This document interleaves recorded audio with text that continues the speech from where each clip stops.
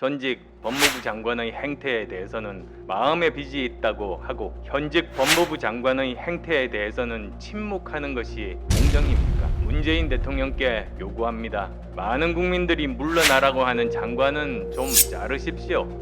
국민의 뜻에 숙이는 모습을 단 한 번만이라도 보여주십시오. 제 식구는 무조건 감싸는 싸구려 온정주의가 결국은 국정 파탄을 초래하고 정권의 레임덕만 앞당긴다는 사실, 역대 정권의 망국사가 보여준 우리 정치사의 일관된 교훈입니다.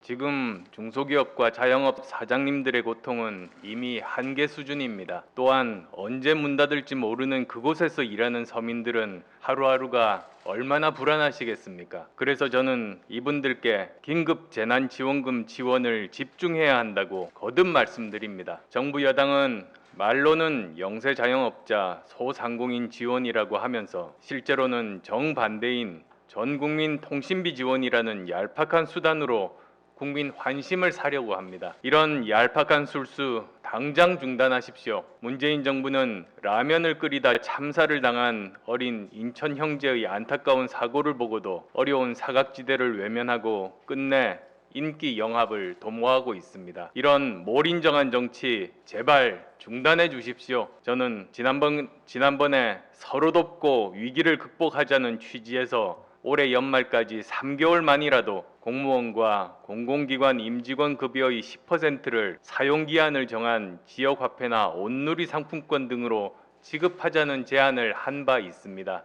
제 제안에 대한 정부 여당의 입장은 무엇입니까? 위기를 함께 극복하자는 취지에서 말씀드린 것인데 책임 있는 정부라면 야당의 제안에 대해 싫다, 좋다 한마디 답은 있어야 하지 않겠습니까? 그냥 모르쇠와 묵묵부답으로 일관하면 하루하루 어렵게 장사하시는 분들 문제가 해결이 됩니까? 정부가 총대 메고 나서면 어렵지 않은 일인데 나 몰라라 하는 이유는 무엇입니까? 정부와 여야 합동으로 민생 실태 현장 조사단 구성도 그렇게 어렵습니까? 각자 뿔뿔이 흩어져 자신들 입맛에 맞는 대로 듣고 싶은 것만 듣다 오는 것이 아니라 정부와 여야가 함께 가서 함께 듣고 온다면 다른 것은 몰라도 민생 문제 갖고 싸울 일은 그나마 줄일 수 있지 않겠습니까? 내친 김에 한 가지 더 제안합니다. 코로나19 사태 종식 때까지 정부나 지방자치단체 공공기관이 소유하고 있는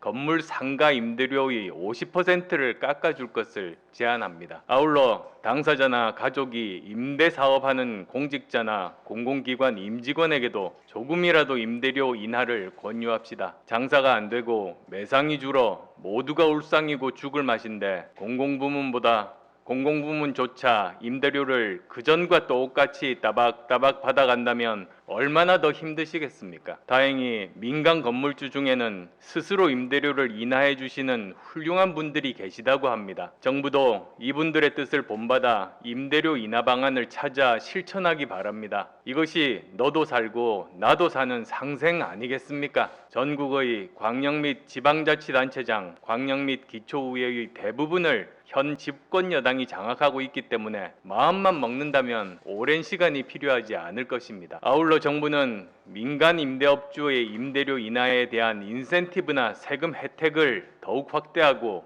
적극 홍보해 주기 바랍니다. 건물주들을 악의 세력으로 매도하여 공격하거나 갈라치기 할 국리를 버리고 98년 IMF 외환 위기 때 온 국민이 나서 금 모으기 운동에 동참했던 것처럼 정부 여당은 지금 무엇이 국민적 에너지를 모으고 국민 통합을 이룰 수 있을지에 대한 지혜를 모아주시기 바랍니다. 국민적 지혜를 모으고 통합을 이루기 위해서는 공정의 가치와 규범이 가장 중요합니다. 국민 통합은 불공정한 사회에서 이루어질 수 없기 때문입니다. 그런 측면에서 대통령의 인식 전환과 책임 있는 행동을 촉구하지 않을 수 없습니다. 지난 토요일 청년의 날 기념식에서 대통령께서는 공정이라는 단어를 무려 37번 사용하셨다고 합니다. 이 정권이 보여주고 있는 갖은 불공정에 대해서는 어떤 조치도 없이 침묵하면서 청년들에게 공정을 역설하셨다니 청년들뿐만 아니라 전 국민을 우롱하시는 것 아닙니까? 추미애 법무부 장관에 대해서는 지나가는 빈말이라도 한마디 하신 후에 공정을 입에 담으셨어야 했습니다. 저는 그것이 사리에 맞고 국민에 대한 최소한의 도리라고 생각합니다. 공정에 대한 청년들의 높은 요구를 절감한다고 하시면서 왜 정부 여당의 수많은 불공정에 대해서는 아무 말씀도 하지 않으시는 것입니까? 공정은 정부의 흔들리지 않는 목표라고 하셨는데 지금 우리 사회의 불공정 누가 조장하고 있습니까? 끝없이 되풀이되는 불공정 사례를 본다고 하셨는데 구체적으로 어떤 사례를 보셨는지 왜 말씀 안 하십니까? 전직 법무부 장관의 행태에 대해서는 마음의 빚이 있다고 하고 현직 법무부 장관의 행태에 대해서는 침묵하는 것이 공정입니까? 청년들 분노를 불러일으켰던 인국공 사태는 대통령께서 직접 사태를 일으킨 장본인 아니십니까? 그런데 인천공항공사 사장에게 뒤집어 씌우고 희생양 삼으면 그뿐입니까?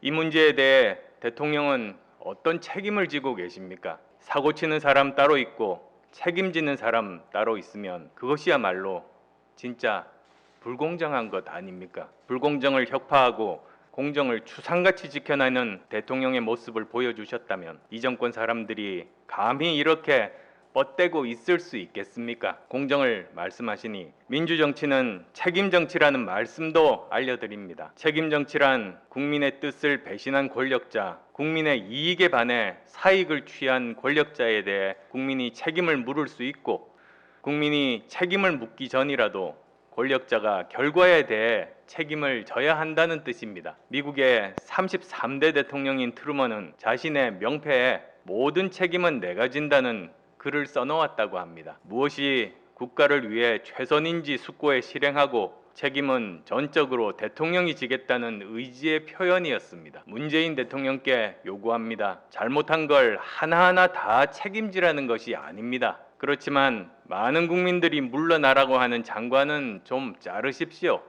국민의 뜻에 숙이는 모습을 단 한 번만이라도 보여주십시오. 권력의 주인은 국민인데 국민의 요구를 수용하는 것이 흠될 게 있겠습니까? 제 식구는 무조건 감싸는 싸구려 온정주의가 결국은 국정 파탄을 초래하고 정권의 레임덕만 앞당긴다는 사실, 역대 정권의 망국사가 보여준 우리 정치사의 일관된 교훈입니다. 이것을 대통령께서 모르신다고 생각하지 않습니다.